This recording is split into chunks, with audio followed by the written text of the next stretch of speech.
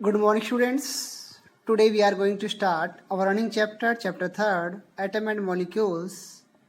Previous time हमारा law of constant proportion rule किया था हमने, उसके क्वेश्चंस किए थे इन टेक्स्ट के. Now we will start what is an atom. ये टॉपिक हमारा एटम हो गया था पहले कि have you ever observed in mason building walls from these walls a room and then a collection of room to form a building. What is the building block of the huge building? What about the building block of an ant hill? यानी कि जो बॉम्बी होती है ant hill. It is small grains of sand. यानी कि जो हिल होता है वो small grains of sand से बनी होती है. Similarly, the building blocks of all matters are atoms. इसी तरह से जो building blocks हैं वो कम्प्लीटली एटम से बने होते हैं. How big are atoms? Atoms are very small. They are smaller than anything that we can imagine or compare with. Atoms smallest unit है. More than millions of atoms when stacked would make a layer barely as thick as the sheet of paper. यानी कि बहुत सारे लाखों की संख्या में millions जो एटम्स होते हैं हम एक की और ऊपर एक स्टैक करें, चिपकाएं. उसके बाद में चिपकाने के बाद में स्टैक करने के बाद में एक शीट पेपर की शीट जितनी पतली जो लेयर बनती है. तो इसलिए जो एटम्स हैं वो एक स्मॉलेस्ट यूनिट है. Atomic radius is measured in nanometres. 1/10 nanometre 1/10 raise 9 metre equal to 1 nanometre. यानी कि 1 नैनोमीटर की जो वैल्यू है वो बहुत छोटी होती है. 1/10 रेज 9 मीटर होती है और 1 मीटर इजकल टू होती है 10 रेज 9 नैनोमीटर. यानी कि 1 मीटर में 10 रेज 9 नैनोमीटर होते हैं. इसमें हमें दी हुई है कि भाई रेडाई दी हुई है एटम्स ऑफ हाइड्रोजन की, मॉलिक्यूल्स ऑफ वाटर की, मॉलिक्यूल्स ऑफ हेमोग्लोबिन की, grain of sands, ant and apple. Okay. इसके बाद में हम पढ़े we might think that if atoms are so insignificant in size why should we care about them. हम सोचें कि जब ये इनसिग्निफिकेंट हैं, इनकी साइज इम्पोर्टेंट नहीं है तो why should we care about them. तो हम उनकी केयर क्यों करें? This is because our entire world is made up of atoms. वो इसलिए ज़रूरी है कि हमारी पूरी जो वर्ल्ड है वो एटम से बना है. We may not be able to see them, but they are there and constantly affecting whatever we do. Though through modern techniques, we can now produce magnified imaging of surface elements showing atoms. तो atoms का पढ़ना, read करना essential है क्योंकि जो प्रत्येक जो जिसकी हम कल्पना करते हैं वो सभी एटम्स से बने होते हैं. जिस सरफेस की हम इमेजिन करते हैं वो सभी एटम से बने होते हैं. What are the modern day symbols of atoms of different elements. Dalton was the first scientist to use the symbols for element in a very specific sense. When he used a symbol for an element, he also meant a definite quantity of that element. That is one atom of the element. Berzelius suggested that the symbol of element be made from 1 or 2 letters of the name of the elements. हमने 20 elements के symbols पढ़े. हमने देखा कि यदि single element जैसे कि कोई एलिमेंट्स हैं जैसे हाइड्रोजन है वो सिंगल एटम से बना है, सिंगल एलिमेंट से बना है, उसका जो नेम है वो सिंगल है यानी कि H सिंगल है. उसमें हीलियम में 2 है यानी कि H और E. तो वहाँ पर हम देखते हैं हीलियम में जो एलिमेंट्स हैं उसका सिंबल है He. तो वहाँ जो फर्स्ट लेटर जो फर्स्ट वर्ड होता है वो कैपिटल लेटर में होता है और जो सेकंड वर्ड होता है वो स्मॉल लेटर में होता है. ओके. ये हाइड्रोजन है, कार्बन है, ऑक्सीजन है, यहाँ पर दिए हुए हैं वाले ये. इसके बाद में ये सिंबल्स दिए हुए हैं. हाइड्रोजन सिंबल्स है, ऑक्सीजन का सिंबल है, आयरन का सिंबल है, सल्फर का है, फास्फोरस का है, कॉपर का है, लेड का है P, प्लेटिना, मरकरी, ये सब सिंबल्स दिए हुए हैं यहाँ पर, लेकिन ये हमारे लिए इतने कोई इम्पोर्टेंट नहीं है। In the beginning, the names of elements were derived from the name of place where they were found for the first time. For example, the name of copper was taken from Cyprus. Some names were taken from specific colors. For example, gold was taken from English word meaning yellow.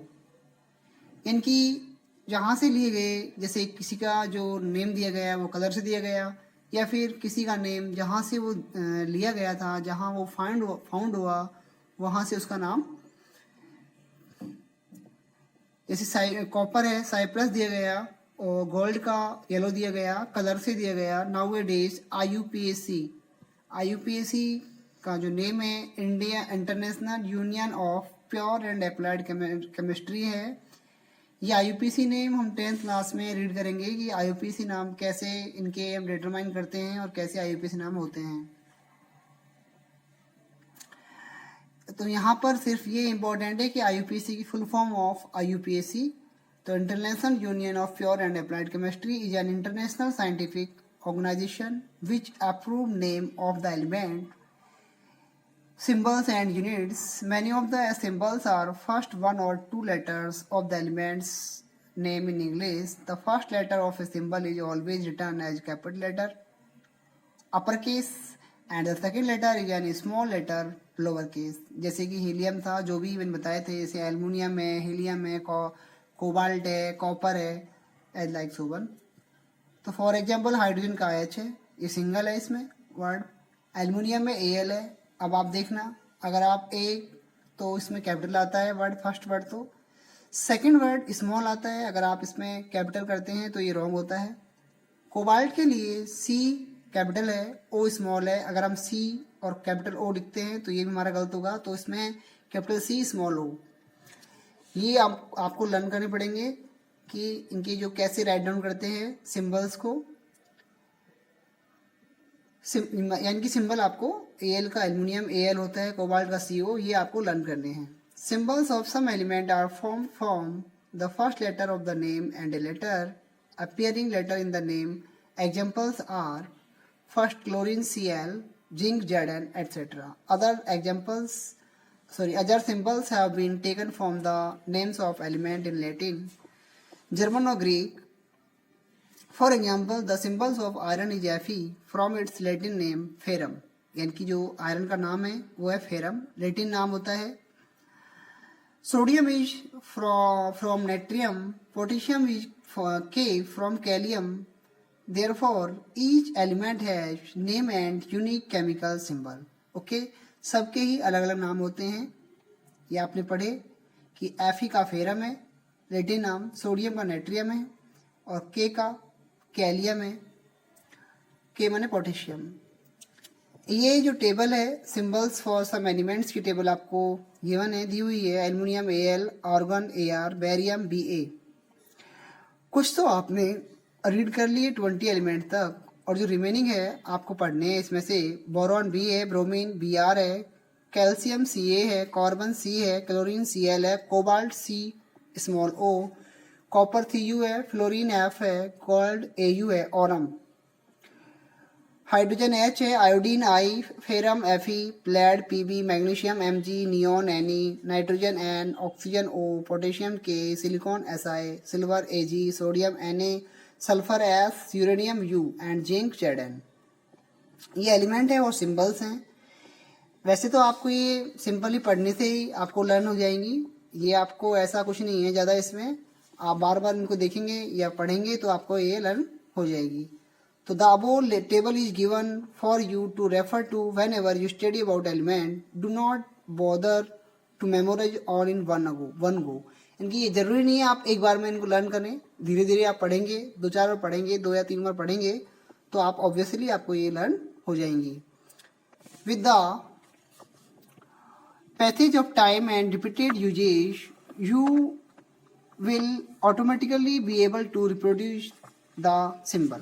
Okay, इसके बाद में atom मास है, atomic mass है। इसके बारे में मैंने आपको बताया भी था कि जो एलिमेंट्स थे उनके जो एटॉमिक मास होते हैं वो प्रोटॉन और न्यूट्रॉन का सम होता है। जैसे आपने 20 एलिमेंट्स के बारे में पढ़ा और 20 एलिमेंट्स के सिंबल्स में मैंने आपको कम्प्लीटली जो टेबल दी आपको, उस टेबल में सभी थे।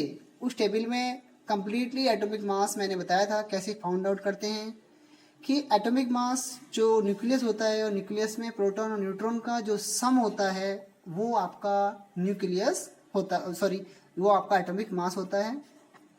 तो देखिए, the most remarkable concept the Dalton atomic theory proposed was that of the atomic mass. According to him, each element had characterized atomic mass. That the theory could explain the law of constant proportion so well that scientists were prompted to measure the atomic mass of an atom.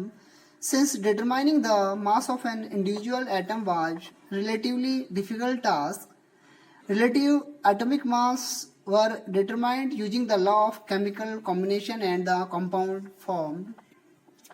Let us take the example of a compound carbon monoxide CO. यहाँ पर देखो C बड़ा और O बड़ा, क्योंकि यहाँ पर है कार्बन मोनोऑक्साइड, ये गैस है ना कि कोई एलिमेंट है, तो आप इसको दोनों बड़े हैं इसमें, क्योंकि ये कोई एलिमेंट नहीं है जो इसका नाम लिखे सिंबल में। Formed by carbon and oxygen, it was observed experimentally that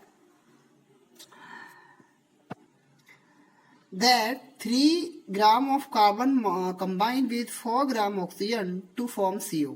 यानी कि 3 ग्राम कार्बन 4 ग्राम ऑक्सीजन से कंबाइंड होता है और बनाता है CO.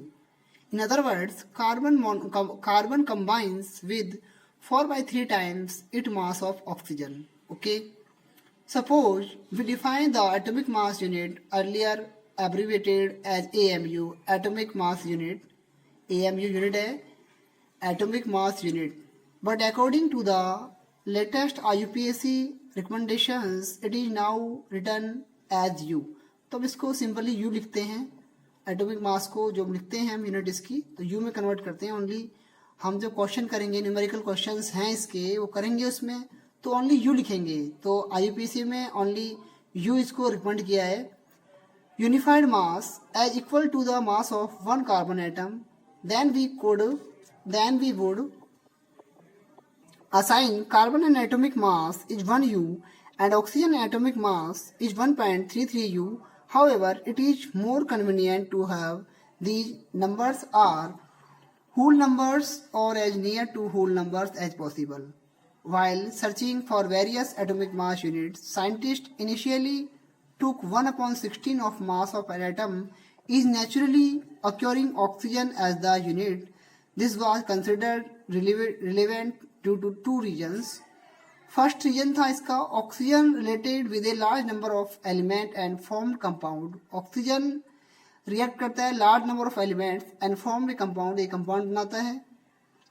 दूसरा रीजन था this atomic mass unit gave masses of most of the element as whole numbers. whole numbers होते हैं, जैसे कि मान लो 1.33 ना लिख के 1 लिखा हमने, तो whole numbers वो वाले होते हैं जो completely पॉइंटों में ना हो। Most of the element as whole numbers. However, in 1961, for universally accepted atomic mass unit carbon 12 isotopes. Isotopes आप जानते हैं, isotopes के बारे में पढ़ेंगे हम अभी।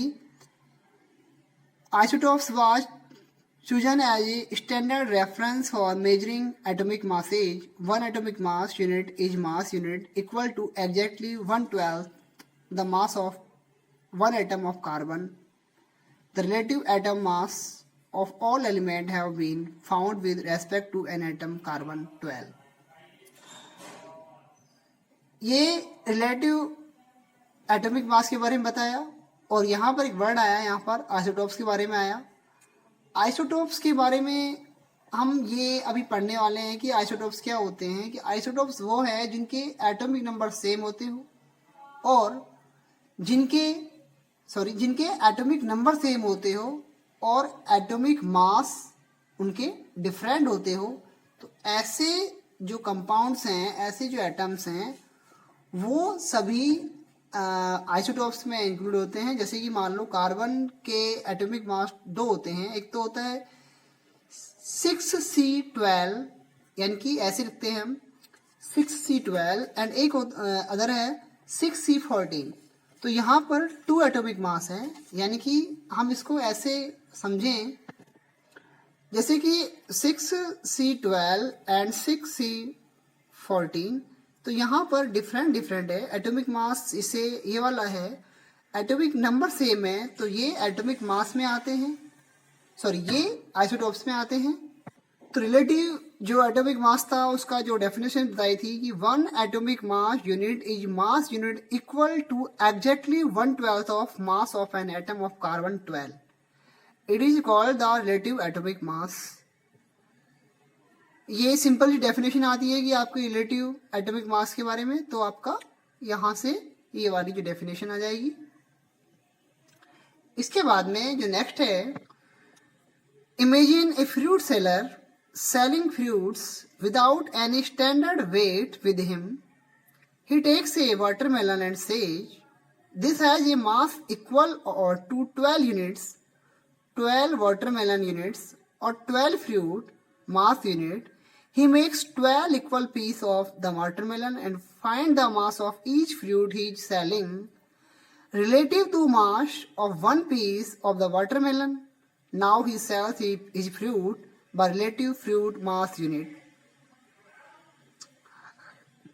यानी कि similarly the relative atomic mass of the atom of an element is defined as the average mass of atom as compare to 1/12 mass of 1 carbon atom. Okay, तो इसने डिफाइन कर दिया कि कैसे 1/12 कार्बन एटम के बारे में बताया कि वाटरमेलन का हमने 12 पार्ट किया और ईच पार्ट को हमने सेल किया। तो ये आपका जो रिलेशन था वो रिलेटिव एटॉमिक मास से था, कि relative atomic mass of the atom of an element को डिफाइन करने का ये एक वे था। इसके बाद में ये आपको ये टेबल दी हुई है कि atomic mass of a few elements, hydrogen 1 होता है, कार्बन 12, ये ज़्यादातर जो सभी एलिमेंट्स हैं इनके जो एटॉमिक मास आपको यहाँ दिए हुए हैं वो एग्जैक्टली मैंने जो टेबल आपको सेंड की है बना के वीडियो में, उसमें आप देखें, पीडीएफ में आपको दी हुई है, उसमें आपको रीड कर लें कि ये एटॉमिक मास वहाँ से सेम मिल जाएंगे। क्लोरीन के बारे में 35.5, लेकिन मैंने उस टेबल में लिखा है 35, मैंने होल नंबर में लिया है, लेकिन एग्जैक्टली 35.5 होता है। लेकिन हमारे जो क्वेश्चंस हैं उसमें अगर आपको गिवन है कि भाई क्लोरीन का एटॉमिक मास 35, जब न्यूमेरिकल आप करेंगे, सॉल्व करेंगे, तो या तो आपको देगा, अगर आपको ये नहीं देता है तो आपको 35 ही एटॉमिक मास लेना है न्यूमेरिकल के लिए। ओके, और वैसे एटॉमिक स्ट्रक्चर में अगर आपको एटॉमिक मास लेना है तो वहाँ पे 35 लेंगे, होल नंबर में लेंगे, ना कि ये पॉइंटों में लेंगे। इसके बाद में how do atoms exist. Atoms of most elements are not able to exist independently. Atoms form molecules and ions. जो atoms होते हैं किसी भी elements के फॉर्म में उनका स्टेबिलिटी नहीं होती है, इसलिए वो molecules फॉर्म में होते हैं और ions की फॉर्म में होते हैं। These molecules or ions aggregate in large number to form the matter that we can see, feel और touch. मैटर फॉर्म में रहते हैं, लार्ज नंबर में रहते हैं। ओके, तो ये हो गया कि भाई हमारा यहाँ तक टॉपिक कंप्लीट हुआ। नेक्स्ट टाइम हम व्हाट इज मॉलिक्यूल से स्टार्ट करेंगे। Thank you. आपका जो क्वेश्चंस हैं पीडीएफ में आपको सेंड कर देंगे। ओके।